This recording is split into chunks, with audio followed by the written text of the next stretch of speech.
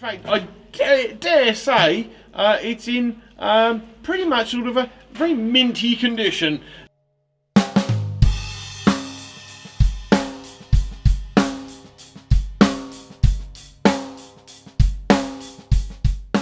Gretsch! I've actually played a lot of Gretsch kits over the years. I've done a lot of Gretsch kit reviews over the years from MikeDolbear.com, but I only own 2 Gretsch snare drums. Don't own any Gretsch kits. No real reason for that, other than the fact that I've never really got round to it. I have a few years ago I bought a chrome over brass. I think it's a USA one. I would need to look that up actually, but it's a chrome over brass. It's a 14x6, I think, or maybe 6.5. And that was my only Gretsch snare drum until 2020, when this one turned up. And this is a Brooklyn, and I've probably done a review of a Brooklyn kit as well. I've done a lot of them over the years. Maybe Brooklyn is the one that I haven't done. Yeah, I had a broadcaster in here a few years ago that they sent me over. That was lovely. I'd love one of those.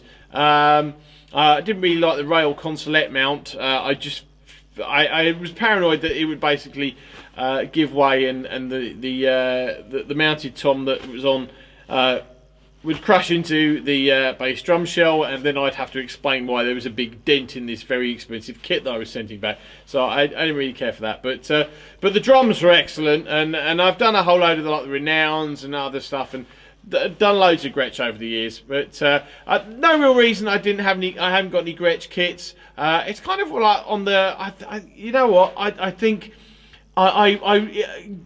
it's one of those things I would love to get at some point, an older Gretsch kit. You know, it's just something about Gretsch. I don't know if it would suit me all of the time. That's very much one of those sort of niche playing moment things, vibe things I always talk about. For me, very much the same as the Sakai trilogy. Actually, that's not an everyday kit for me. That's very much a time and a thing kit. You know, I could never play that Gretsch trilogy, Sakai trilogy, with like anything like a double pedal or these Rudes. It would just seem wrong. In fact, I would struggle to actually play the Craviotto kit with a double pedal. Not that I wouldn't, but you know, there's just certain things I don't think some things just aren't meant to go together.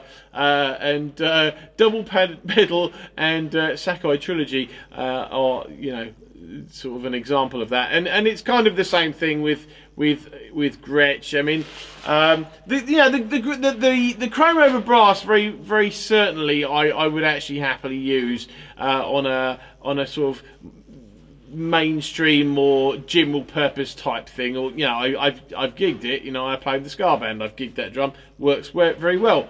But Gretsch wood drums for sure. I would not use this drum for. I wouldn't take this out and gig this. It just wouldn't be right to me. Not for my current gig, you know. There's just something about it, and that's the thing I've always liked about Gretsch drums, is the fact that it's one of those brands that just evokes something, you know, a certain headspace, a certain feeling, a certain vibe for me, pretty much every time. You know, this is an example of that. So this, as I said, it's a Brooklyn. It's in the natural finish. You know, it's a 10 lug. These nice double-ended Gretsch lugs. You know, it's got the Gretsch sort of Gladstone-esque throw off there. It's got the adjustable sort of end there as well. 302 hoops. It's got, now actually, to be fair, this has got a Gretsch permatone head on it, which is basically an ambassador, simply because I had one. It came to me with something else on it. It came to me with an Evans power dot on it, I think, or something. But I put that on there because it just didn't feel right. It's got the Gretsch permatone on the bottom, which is basically a hazy. It's got Gretsch wires on it. I think they're probably 20s, I think. And one of the things that gives that real sort of Gretsch vibe and feel is the silver sealer inside. There's just something about the inside of a Gretsch drum like this that just puts me in that headspace, you know. Yeah, it's this for me is a package vibe thing. Now you're either going to get that or completely think that I'm even more ridiculous than I already am. But for me, as I said, I mean, it's just many things with these types of drums. It's the 302 hoops. They play a certain way. Obviously, they sound a certain way as well. They look a certain way. The inside, it's just the whole thing. It's very, very Gretsch, and you know, I like the sort of the natural finished Gretsch stuff. I mean, not that they don't do other cool colours. Obviously, they do. They do you know, it's natural wood for me is Gretsch, you know, and I love the thought of Charlie Watts's old kits, you know, all sort of dirty and scuffed up in place, you know, and so much vibe. It's fantastic, you know. But yeah, I mean, I got this second hand. I had a bit of a haggle with the guy, I think. I can't remember how much exactly I paid for this. I think it was maybe about $275, which I thought was a good price. Because they're about 450 odd brand new. It's in great nick. You know, in fact, I dare say it's in pretty much sort of a very minty condition. Actually, there's no obvious marks on the shell or anything. The hoops are in good condition. The chrome work is in good condition. You know, it plays well. It sounds great. I forgot about the edges, so we'll talk about the edges. So I mean the bearing, sorry, the snare side. I'll start again. The snare bed comes out to sort of about there-ish, really, and it's a very.